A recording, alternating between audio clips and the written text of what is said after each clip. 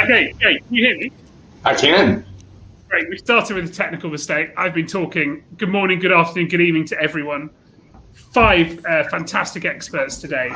Jay Messenger, founder and president of Messenger Jet Sales, is co-hosting. Then we're going to go to, or try to go to, Denzel White at MetroJet in Hong Kong, Marine Eugene at FlexJet in London, Johan Blitz at UBS in Zurich, and then Dave Paddock at Jet Aviation in Zurich. Today we're going to focus on looking beyond the States. And this was actually Jay's idea. So Jay, the US is booming. Why should anyone bother looking outside the States? Oh my God, I think the sustainability of our industry depends on looking outside of the United States. I think the opportunity to gain more inventory is through looking outside of the United States. I think that not putting all our eggs in one basket, which is something we can easily do in the United States when we think of where most of the sales have been. During the pandemic, the amount of airplanes that we imported to fulfill the needs of our U.S. buyers shrunk dramatically from the sheer issue that we couldn't travel, we couldn't get places, we couldn't inspect airplanes. So now that restrictions are beginning to be lifted, now that people are beginning to eye a world bigger than the United States, and now that people are beginning to think about it, lost the connection. Supply, it's a big deal, and I'm real excited. I think that having this panel and talking about it will help us all get ourselves back to an idea that it's not just about right here. Okay, brilliant. So we're delighted to have Denzel joining us in Hong Kong. Denzel, you've got more than 30 years in business aviation. I think all of that's been outside the US, hasn't it? Denzel? Denzel, can you hear us? Bells? Okay, I'm going to go back to Denzel. Jay, I think it's going to be a crowdcast week, just to warn everyone. You talk about the world getting smaller. This week we saw it get bigger with Aviation announcing that it had failed to raise funds and was shutting down. What are your thoughts? I think that is on some level a very big blow to our industry anytime some new product can't fulfill itself and get to the final finish line. I think that also, though, I had often wondered what was really the size of that market. And, when you can't raise the kind of funds you might need to complete a project, it certainly goes back to an investor feeling, was it a good investment? And I don't think that the technology wasn't sound.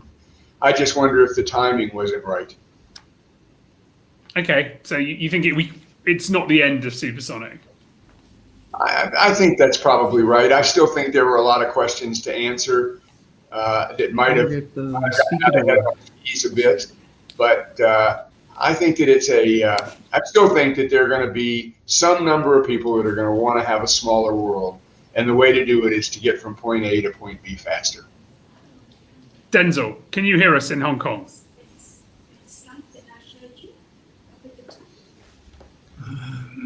Okay, we're still having problems getting Denzel on. Looks like he's muted. Yeah, it's not the mute, it's he can't hear us, actually, is the problem. Okay. Jay, what else are you seeing? You've got a lot of aircraft for sale. You've got a very nice 550. You've got a Learjet. I just got an email on. I don't think it's right for me. Are you getting interest? Are you getting more interest from outside the US? We are starting to have conversations more than we have in the entire last year with people outside of the United States, both the broker-dealer community, the lending community outside the United States, as well as end users and flight departments calling us. So yes, we are getting more conversation, and I know that will translate into activity and real sales. Okay, Denzel, can you hear us? Denzel, can you hear? Okay. Denzel just left. I'll take that as a no. We'll come back to Denzel. Let's now go across go closer to me, if not close to you, and let's see if we can get Maureen from FlexJet. Maureen's got a long history in business aviation. She was at NetJets Europe, where she was head of sales, and also she is now managing director of FlexJet Europe. And actually, a few weeks ago, she also took over running Private Fly, the online business jet charter company from Adam Twidle, who's moved to a different role at Directional. So we're trying to get hold of Maureen. I have a feeling today is just going to be spent technical issues all round. I don't know where that comes from. Jay, what else are you seeing out there at the moment? Is it still impossible to sell an aircraft if it's not in the US? Or not impossible, is it still very hard? Yeah, it is very hard still, but it's not so hard. It's not as hard as it was, which is creating our desire to be aware of the inventory out of the United States and begin to think about bringing it back in and begin to think about, begin to think about how to accomplish that. And so it's the beginning of that thought that will create, of course, the expansion of our business marketplace. Brilliant. Well, absolutely delighted that Maureen has made me able to connect. And I love your shirt. Thank you. Bringing a bit of flower power to this meeting. Yeah, I think the colours are fantastic. Good morning. How are you? I'm very good. Yeah, thank you. A little bit of challenges connecting, but I'm glad I'm on.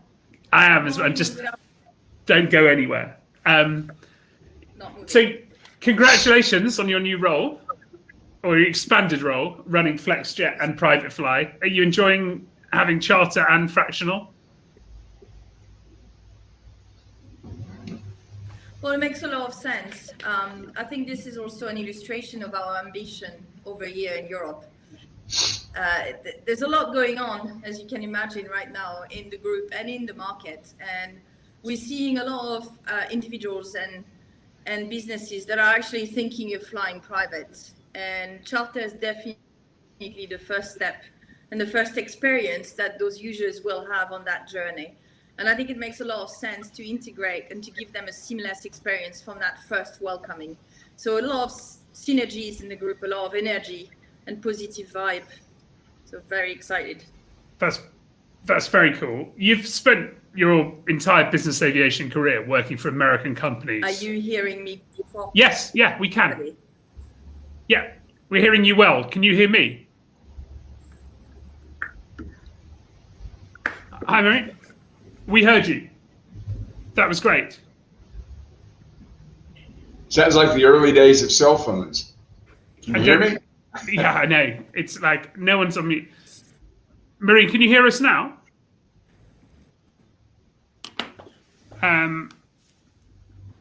Okay. Ask me another question. I'm hoping the people at home can hear us. Okay, we've now lost Maureen. Jay, I think it's just going to be you and me, and probably soon it will just be you as I drop off. Jay, you know FlexJet in the US very well. I know you're good friends with Mike and Ken Riki.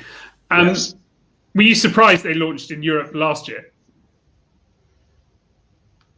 You mean because of the timing or because of the natural expansion? Well, I think that sometimes best laid plans don't contemplate unforeseen instances like a pandemic, for instance. And I think when you probably get all prepared and get everything ready and you get a fleet set and you get marketing in place, you can't let something like a pandemic stand in your way.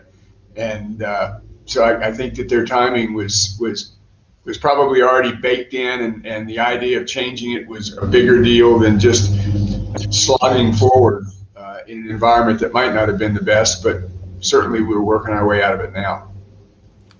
Okay, awesome. Marine, can you hear us now? I can hear you perfectly well, so Great. let's try. We heard you perfectly as well, so it's great. You've always worked for American companies in Europe. Do you think the differences between European and US business aviation are over-exaggerated?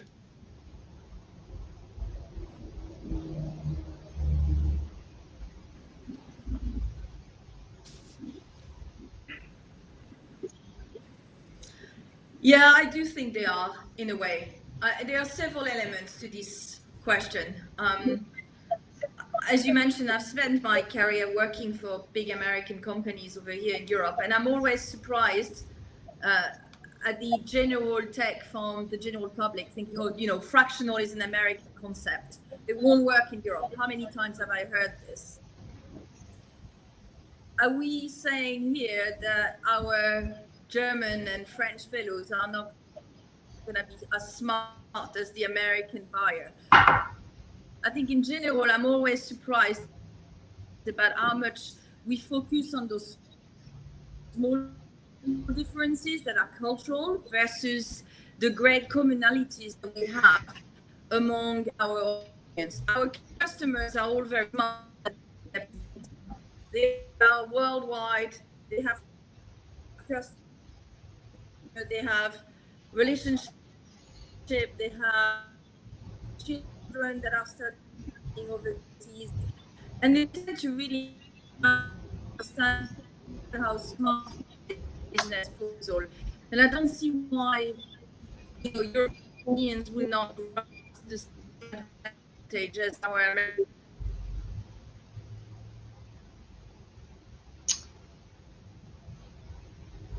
Now you might be on mute, Al. Yeah, I am. It's just all going wrong. I was getting another message coming in. Jay, we've lost Marine briefly, but I think she was saying that you can over-exaggerate the differences between US business aviation and international. What's your thoughts? The US is just much easier, isn't it, to do business? Much easier to do business where you broke. Much easier to do business in the US, to operate, to fly, to transact aircraft. It's much simpler.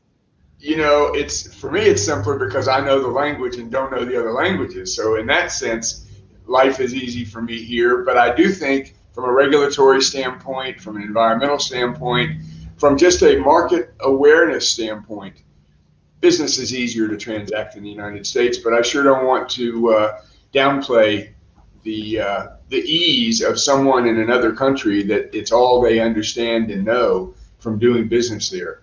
So I think it's what you know, what languages you speak, what regulatory issues there are or not, as they're different.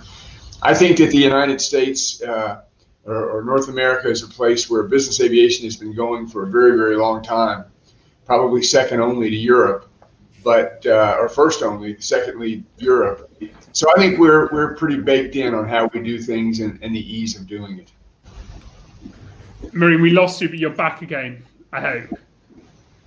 Jay, did you want to ask Marine anything?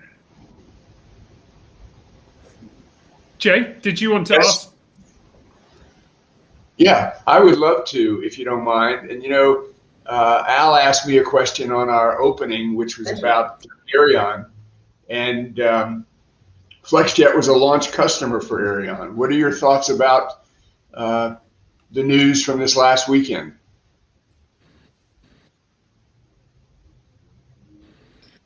Well, very sad, disappointed. And I think, and I don't want to speak on behalf of Ken Ritchie, really. He was an early adopter. He's always believed in innovation and the future of aviation. We we were one of the first to actually believe in the project. We were there before anybody else in 2015.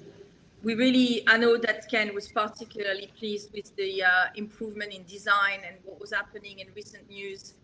So of course we're sad, but I think when you make a decision to support a program like this, even in the early stage, you know the risks that are inherent to aviation innovation. You know that the billions that are required to bring such program and exciting new type to the market are going to be significant. And so I think you accept those risks, and you know that there is a risk that potentially it won't come. But you want to be on the good part of the story. You want to be there from the start. And I think it shows that we're willing to take those risks early on, and we'll carry on being an innovator. You know, while you were trying to get on, Al asked me a question that probably would be best for you to answer, and that is, you all launched in 2020. You had the complexity of Brexit and the complexity of COVID. Could you have chosen a tougher year?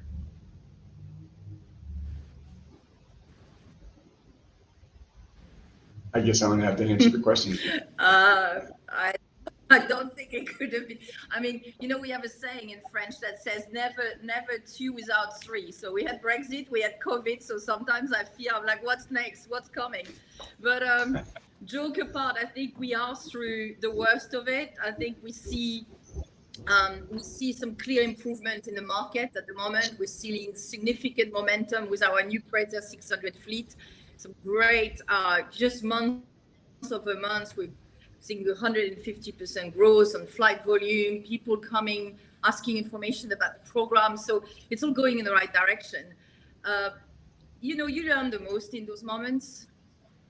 It's very telling in business experience as you look back throughout our careers, and I'll defer to the wisdom that's generally available on this call from everyone. We all know that it's those who can sustain this kind of crisis that build durable businesses. So maybe I'll be able to look back and take it as a badge of honor that we did launch in this year. Are you confident that there's going to be a proper summer in Europe? We still have travel restrictions and new strains. I'm truly sorry. It's a great call at 12. Everything was working fine. What? I don't know either. It was working fine with Denzel before we started as well. I think we're definitely having a COVID day. We've got a comment from Andy Hudson. A Crowdcast day. We've got a comment from Andy Hudson. Is it fair to say, this is for you, Jay, is it fair to say the gap between the US and the rest of the world is getting smaller as customers become more educated? I point to two examples. On charter in Europe and the Middle East, over the years, we've seen demand for newer aircraft only. It's not such a priority. And on jet sales, does Jay see that clients outside the States are open to older metal?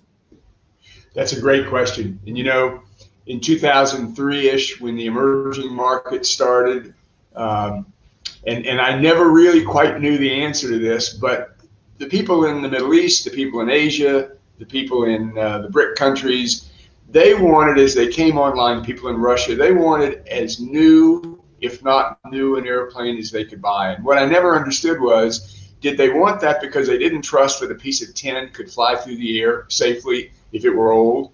Or did they want it because their wealth in many cases was new, and so they wanted everything else to be new that they purchased with their wealth? But that's where it went. And I think that here in the States and in Europe, we were used to trusting the maintenance that went on with equipment as it got older. We were used to trusting the safety of and the integrity of the equipment. And it's taken a while for the emerging markets in those areas that you mentioned in your question to, I think, get comfortable with that. And remember now, those people that bought planes in 2003, 4, and 5 that bought new or like new are now operating much older airplanes than what they bought. and remarketing those airplanes and having to stand behind, if you will, the maintenance and the integrity and the pedigree of the airplanes. So I think everybody's getting more used to older equipment and more sensitive to the fact that there's good value there and it's worth pursuing. And so, yes, I think that the rest of the world is expanding nicely into understanding and accepting a little bit older equipment and enjoying it. Brilliant. Denzel, the big question is, can you hear us? Yes, I can indeed. Can you hear me? Yes. Technology, isn't that amazing? It's so unfair as well. It's like midnight for you. This is like much harder for you than everyone else. Thanks so much for staying up.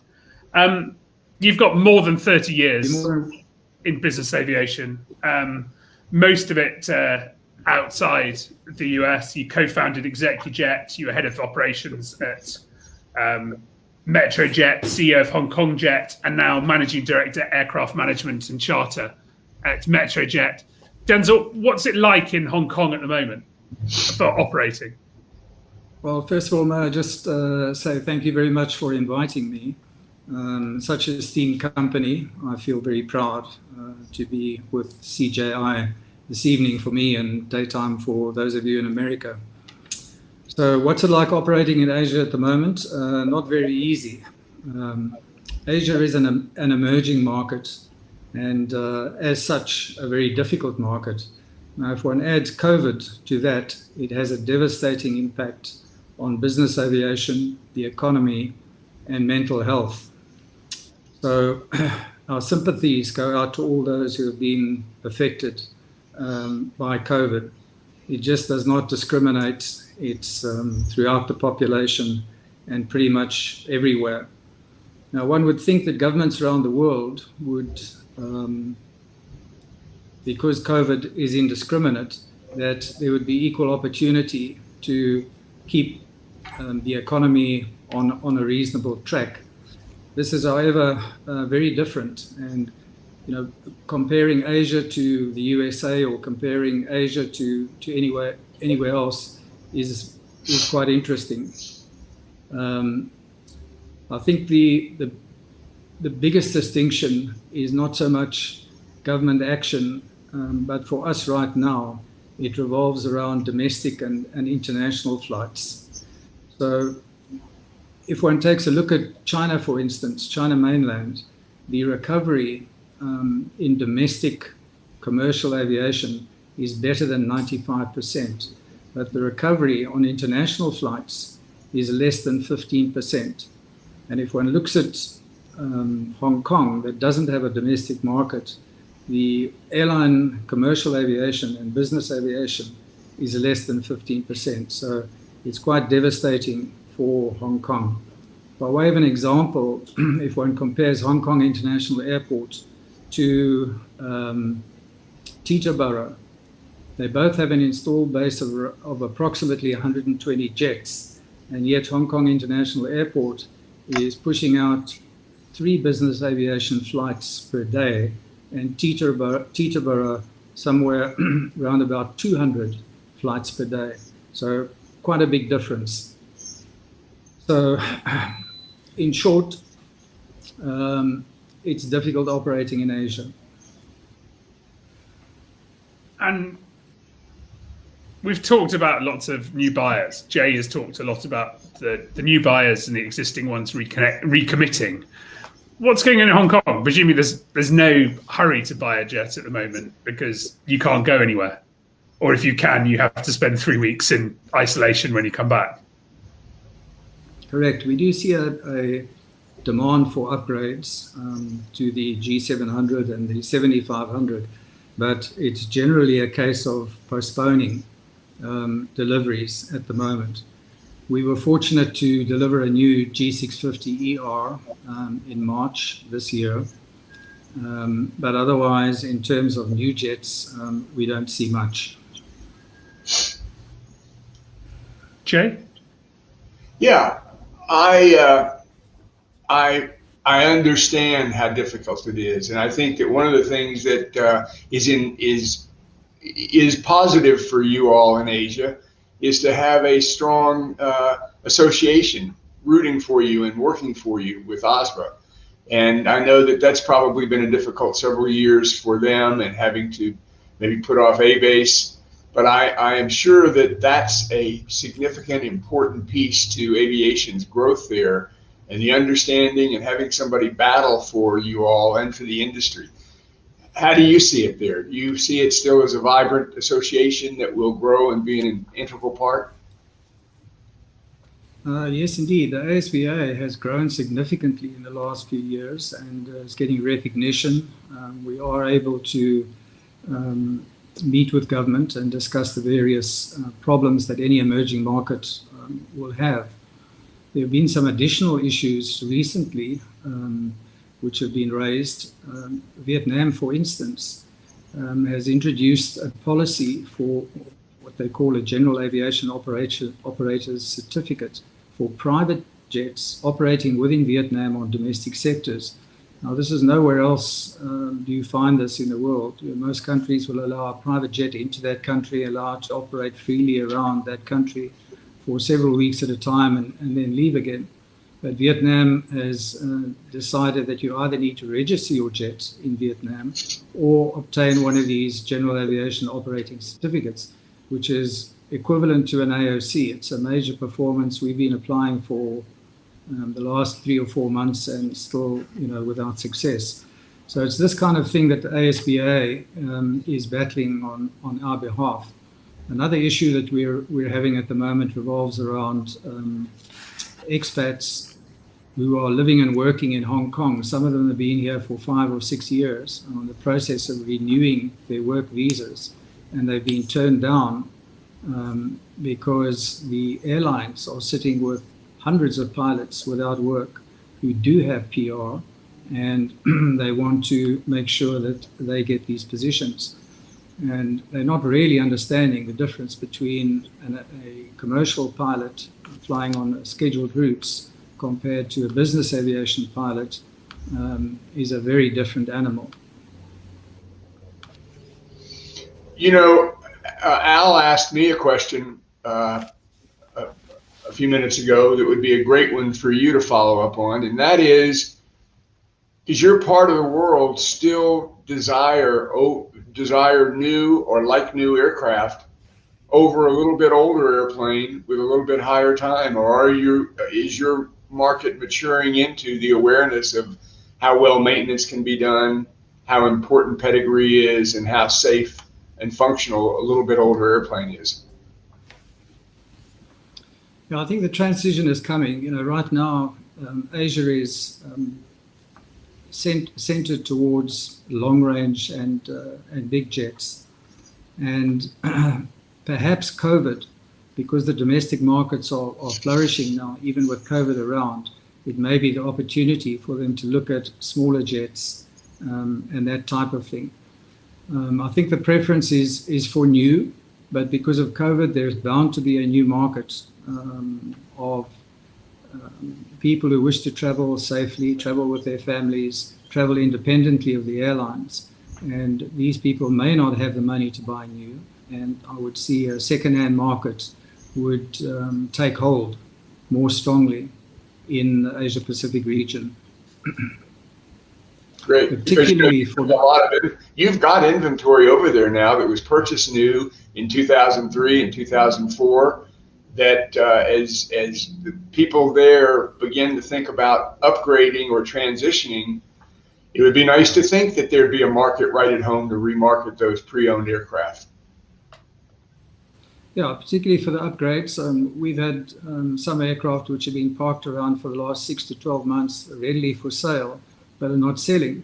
But it's very difficult in a COVID market to sell anything. To get the jet for a PPI, to a PPI, is problematic. Purchasing a jet is an emotional issue for the owner, for the buyer. And if you can't get there and see and feel and touch it, it makes it very difficult to close the deal.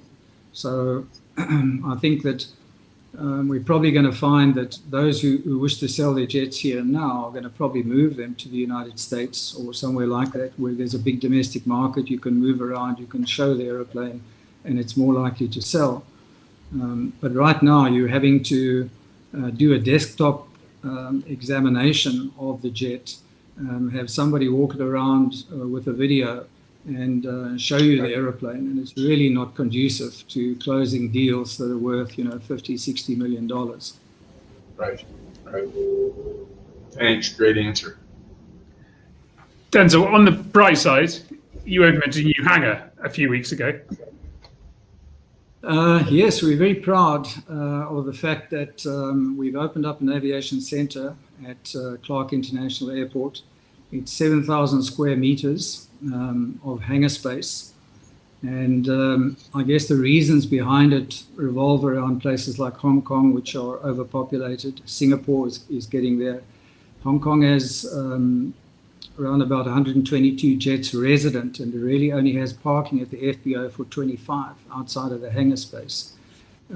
Singapore is sitting with 61 jets and is also bursting at the seams. And Clark is just really geographically ideally situated. And in terms of economy and costing, it's just that much cheaper, 25% to 30% cheaper than Hong Kong in terms of hangar parking, for instance. And I guess looking for other rays of sunlight, with the airlines hurting, are you finding it easier to hire people outside Hong Kong where you have the visa problem? So right now it's not possible to hire anyone that doesn't have permanent residence. And to obtain permanent residence, you need to have lived here for 7 years and be approved, or otherwise you need to be local. So yes, the airlines have lost a lot of pilots who are readily available. The problem is the cost of training them, $100,000, and plus a year or longer in the jet under supervision before you can let them loose on your own. And the owner's preference is rather to employ somebody that is type-rated and has business jet experience. You've been in Asia a long time. Obviously, the last 14 months or 15 months has been harder than ever. On the whole, is it getting easier operating in Asia? I think the long-term outlook is good.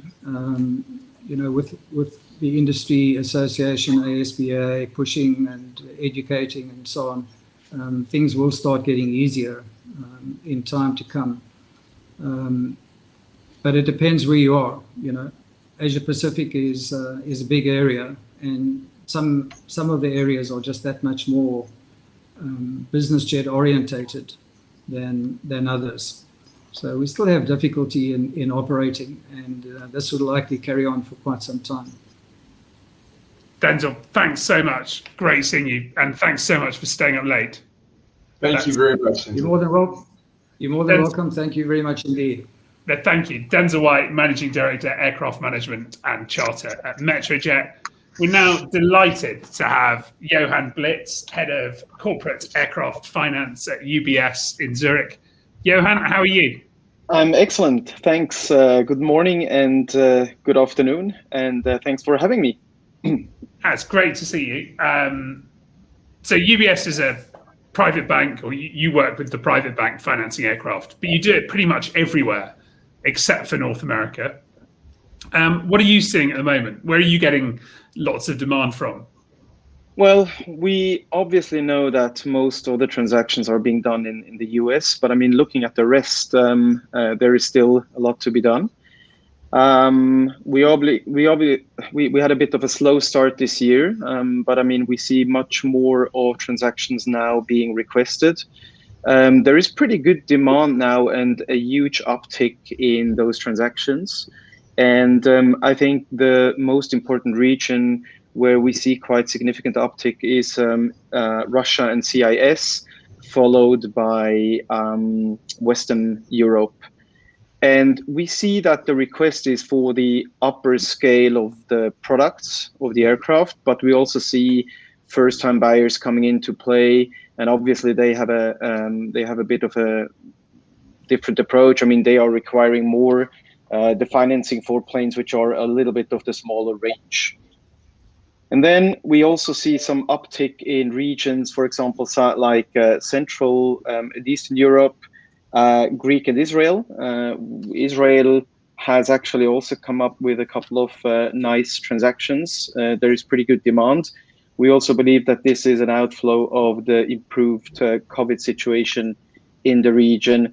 And in Central Europe, we see much more transactions coming out of Poland, Romania, and Czech Republic. Which is not that usual, but I mean, we have seen some fairly good requests on that side. Now, we are doing quite some deals in APAC.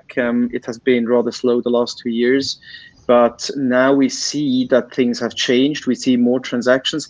However, we should also not be confused by the fact that we not only finance new planes, obviously we also finance pre-owned planes, but also doing refinancings where we just monetize planes which have been purchased in cash by the client.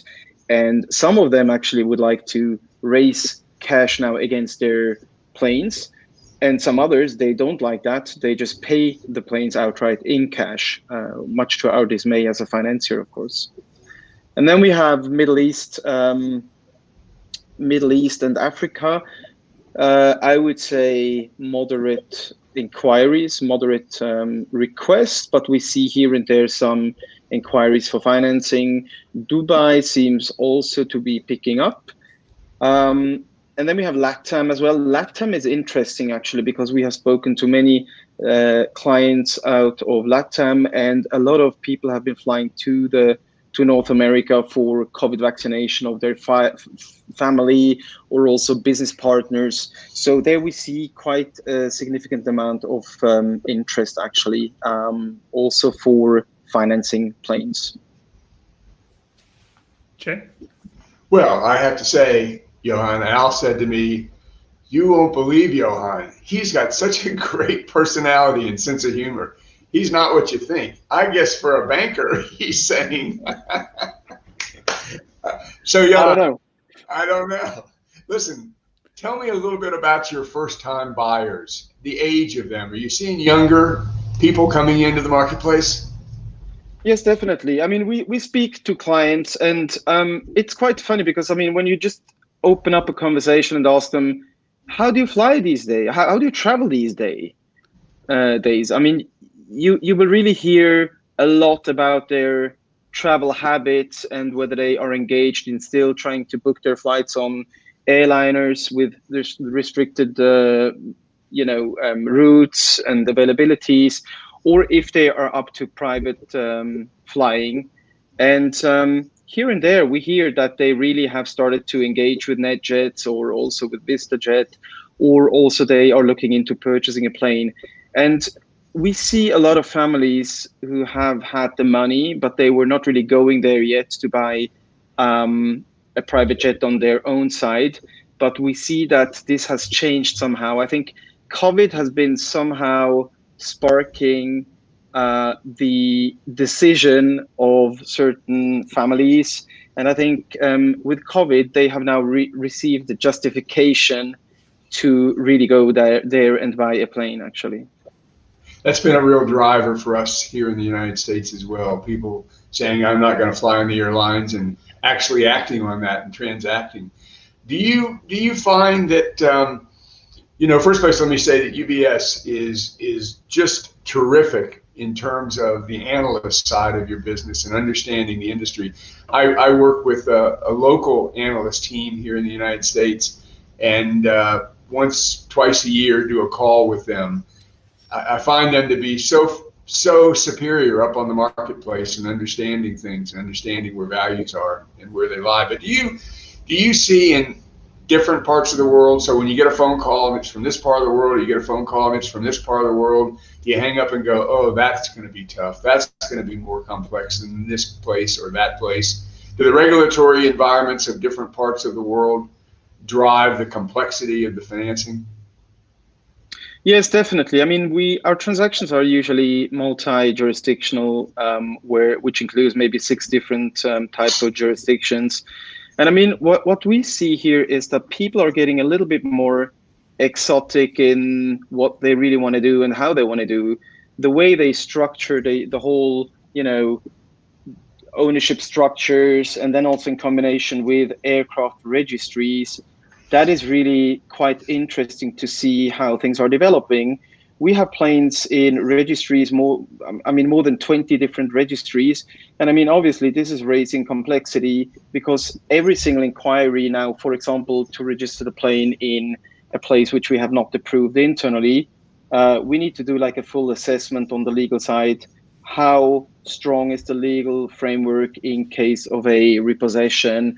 Are we getting blocked by repossessing the plane? Do you need to go through an auction, or all that aspects? And we see actually more inquiries now for non-typical aircraft registries, as for example Russia, or also Poland, or many others of those. And this is quite interesting to see that people are getting more somehow, educated, and they want to try something new. At our company, we have a lot of experience over the years of multinational transactions, multi-jurisdictional transactions, and we know how hard it can be bringing an airplane from one place in the world to another, meeting the regulatory needs of coming out of that country as an export and going into another country as an import. And I'm sure from a lending standpoint, you all have to be very aware as well of some of the regulatory issues when someone says they want to register in this country or that country.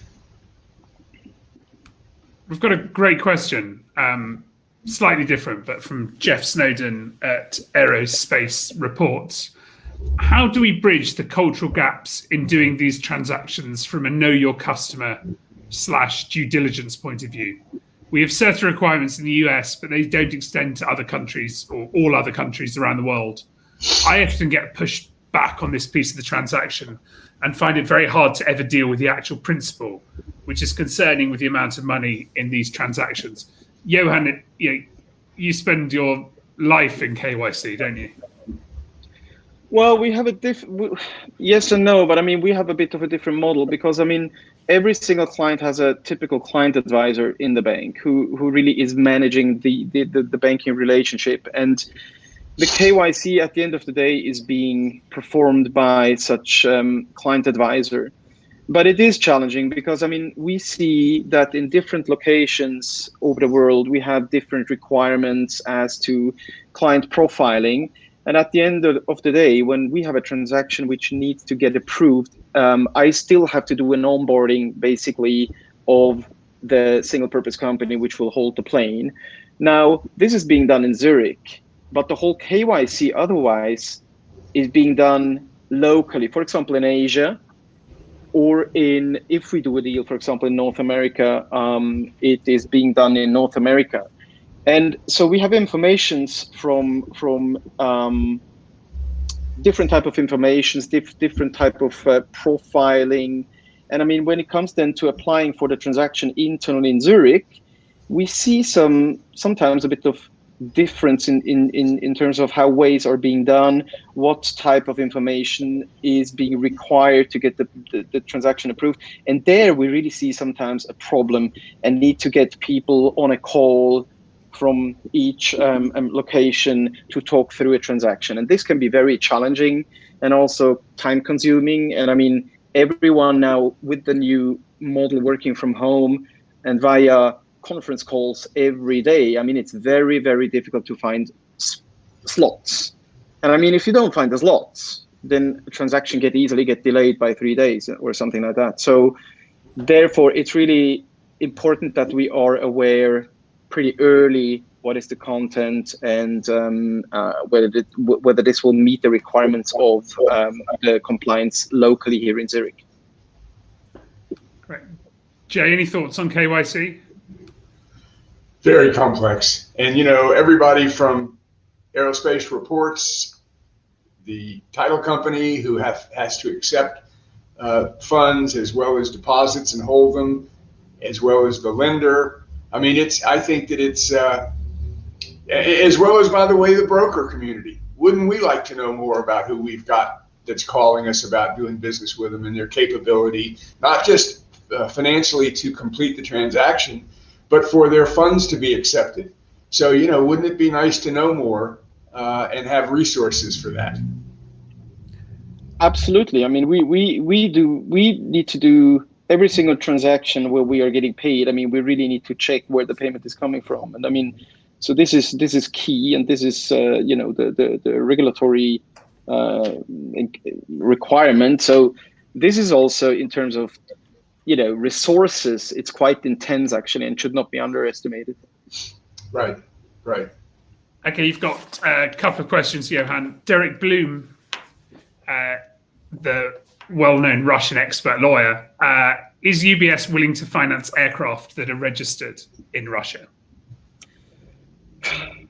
Tough question. Look, I would never say no. We, towards a certain registries, we are more saying, look, if the right client comes with the right plane and the right structure and the right risk appetite, then we would certainly be willing to look into that. You never say no, but sometimes you'd like to be able to. Question from Stephen Kelly. You mentioned the word auction, so Stephen Kelly at Global AVX ears have pricked up. Johan, you mentioned auctions. When are they required in a transaction? I mean, if you enforce an aircraft, depending where the plane is registered and depending on the jurisdiction of the mortgage, it can be that you need to, you cannot really foreclose and just do the self-remedy you would like to expect. So then you really have to go to an auction in the local to the local court, probably, or via the local court. But I mean, I'm not an expert. We have never done that, so I leave it probably more to lawyers to comment on that. And actually, it's one of the advantages that your Arubas, Bermudas, Caymans is that you don't have that. And San Marinos and everyone else. Apologies for not going through all of them. Johan, that's brilliant. Final question. Are you upset that you're not going to get to finance a supersonic aircraft for one of your clients? Yeah, that's a bit hard. That's a bit hard to swallow, because I mean, I would have obviously had made a couple of those, and then I would have reached my targets for years, probably.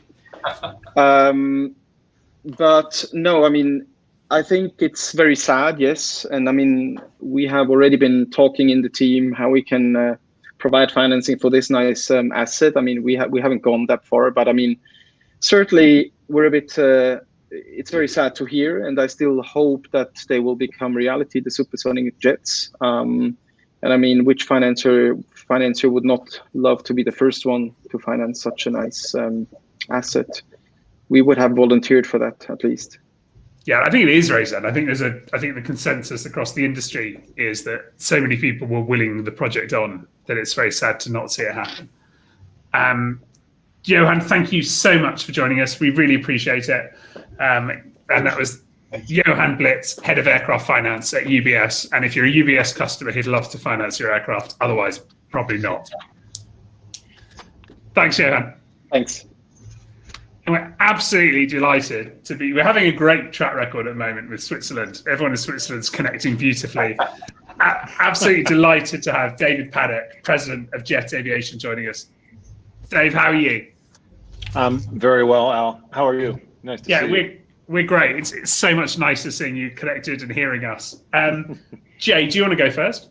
Well, Dave, I got to cheat a little bit to invite you today because now you're not based in the United States, and since we're talking about Europe, it made it a nice segue to bring Jet in and to have you there with us today. Thank you so much. I've got a strong and long affiliation with Jet, being on the advisory board, and now my son Josh on the advisory board. It's just great to see you. How are you seeing things opening up now for your European side of the world?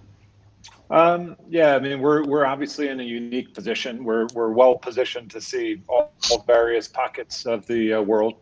What we're seeing is, generally speaking, an increasing amount of traffic across the globe, particularly in the U.S. and domestically within Europe and the Middle East. We're seeing a pickup in a proportion of personal travel as well, and I guess, an overall promising trend in private flight activity.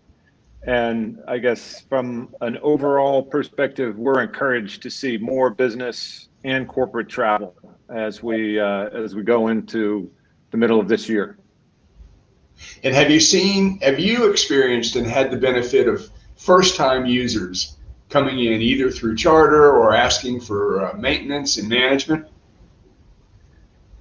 Yes, we have. We've been very fortunate, especially in the fourth quarter of last year. I think we signed something like 18 new managed aircraft agreements, particularly in December of last year.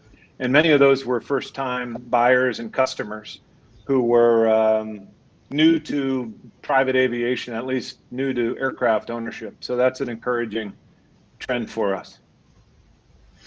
You think as some of the travel restrictions ease and the lockdowns begin to ease, that Jet will see a growth in other parts of your regions and worlds that you impact and have boots on the ground? Yeah, again, we're fairly well distributed, so we're fortunate to see different pockets of the world, and we have different ranges of services, so we can benefit from the recovery at different stages. But I think we're, generally speaking, primed for a good, strong recovery. We're, as I mentioned, seeing the recovery already in the U.S. We see it on the horizon, on the close horizon in Europe, as well as the Middle East. And from a market trends perspective, I guess we're encouraged by what we're seeing in terms of governments starting to reopen borders. It's not a consistent message globally. Obviously, we see a different message in Southeast Asia, countries like India being particularly hard hit by COVID. APAC for us, and I heard Denzel, and I can feel his pain because we're also present in Hong Kong. We don't see a steady reopening in Hong Kong. Singapore also is opened and closed, so it's somewhat erratic. Australia, for all effects, has been closed to international traffic. There's a lot of these big picture trends that are impacting the business, but we're optimistic about a good, strong recovery. How about staffing? How's that been for you in other regions? Staffing is also recovering nicely, just like many of the people on watching this call can attest. That business, like the charter business and the FBO business, because it's all specifically volume related to flight activity, was hard hit in the second quarter of last year, and it's recovered nicely through the second half of last year, and it continues to recover nicely, particularly in the temp and in the permanent staffing. There is a war on talent right now, and we're fortunate to have our staffing business. We can go and help attract and then provide either on a temporary or permanent basis those talented individuals to our customers. So staffing is seeing a nice recovery after again a tough second quarter of 2020. You know, for all of you out there, Jet did a lot of work recently in upgrading and modernizing their website. Dave, will you remind us all of the website address so that those of us watching can go and be sure they understand the full scope of your products? Absolutely. It's jetaviation.com. Very easy. We went through a new branding and website initiative led by Eloisa Daly and her talented marketing team. And we're really trying to focus on the customer. Internally, we call it, generally speaking, customer centricity. But it's represented in the website. We're very proud of it. Great, thanks. Al? Dave, one of the big trends this year has been the amount of investment coming into the industry. We've seen Wheels Up. Yeah. We've massive signature deal. FBOs are very hot. Is that making it harder for you to do big acquisitions or big growth? I think we pride our business model is a little bit different, and I think we consider ourselves to offer a unique range of services in that we have this global footprint and we span so many different lines of business. We're also very fortunate to have a good, strong parent company in General Dynamics, who is very supportive of making long-term strategic investments that support our strategy of supporting our customers in whichever way, wherever they are globally. So that's our focus, day in, day out. Strategy is customers and people. We do see what's happening in the overall markets with some of the evolution of some of our peer companies in different sectors, particularly the FBO sector. But we're focused on executing on our strategy. We've got a great question from Mike Francis at First Republic Bank. Dave, what has demand for sustainable aviation fuel been at your locations? Are customers demanding it, and are you planning to expand locations offering it?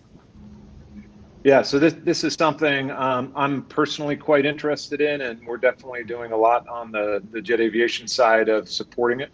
To give a quick background, I'm a member of the GAMA board of directors, and this is an area where GAMA and a number of people, particularly in the environment committee, started to lay the framework for the availability of sustainable aviation fuel. We're trying to do our part in providing access to that fuel, but right now the supply of fuel doesn't meet the current demand. It's currently available in our network in Van Nuys and a few other locations. We're trying to roll it out more broadly in Europe, particularly in places like Amsterdam. We supplied it at the World Economic Forum in January of 2020, but it is a supply challenge in that there's just not enough supply. So we're confident that as the supply increases, the demand will match or exceed the supply, and that's what we're seeing. Brilliant. General view, were you hoping to be managing Ariane Supersonic AS2 in the next few years? No, we weren't. That wasn't in our long-term strategy. But